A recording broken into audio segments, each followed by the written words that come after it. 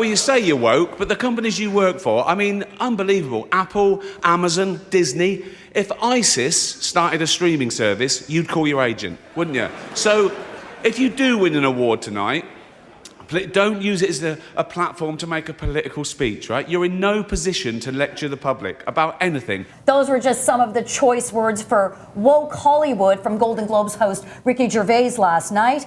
But he wasn't the only one that had something to get off his chest. It's great to vote, but sometimes we have to take that responsibility on ourselves and make changes and sacrifices in our own lives. And I hope that we can do that. We don't have to take private jets to Palm Springs for the awards sometimes or back.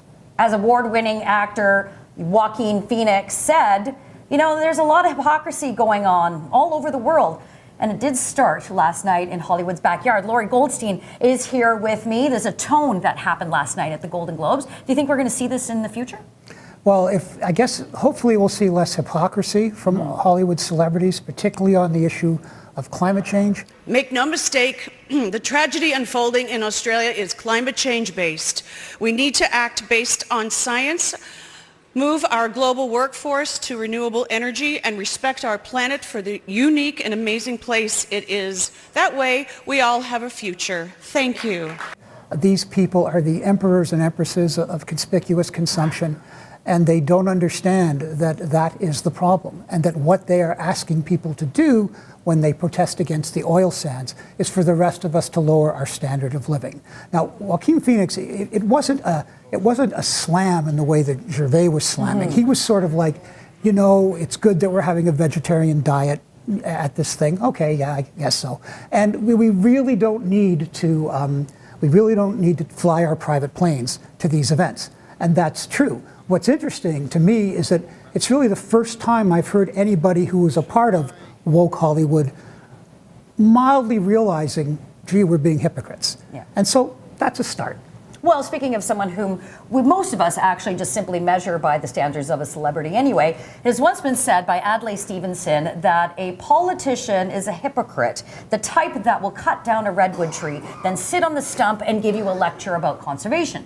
I'm, of course, talking about our current Prime Minister, Justin Trudeau, because, Gloria, if we were shocked that he used 2 planes during the federal election, we now hear about, as the Toronto Sun is reporting, 5 different planes to his family's trip back and forth, Costa Rica, Canada. Yeah, that was broken by the Sun's Brian Pasafime. It's doing very well in terms of our readers.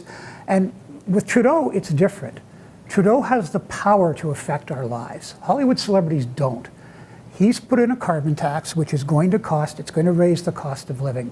And this is something I frequently write about when I write about, in order to lead, to get society to do what you want, you can't just talk the talk, which is what Trudeau does.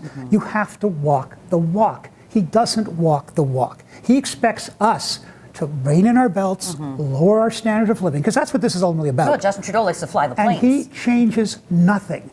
During, they went to Costa Rica with a bunch of planes. That's nothing new for Trudeau. During the election, he was just in 2 planes. And Brian, our reporter, pointed out the second plane was one of the biggest, gas guzzlers in the world. And so that's what Trudeau doesn't get. Then they say, well, he's buying carbon offsets. That is nonsense. Carbon offsets are like a fat man paying a thin man to go on a diet and thinking he's going to lose weight. The only way you lower emissions is by not admitting them in the first place. And setting what is more important for a politician than to set an example? He sets the wrong example, and that's why there's this tremendous public cynicism about climate change and global warming. It's for that reason. Well, perhaps we need Ricky Gervais to go sit down with Justin Trudeau at Parliament Hill and maybe give him a lecture about being so woke. Log on to Facebook and Twitter and let us know what you think. And don't forget to subscribe to our YouTube channel.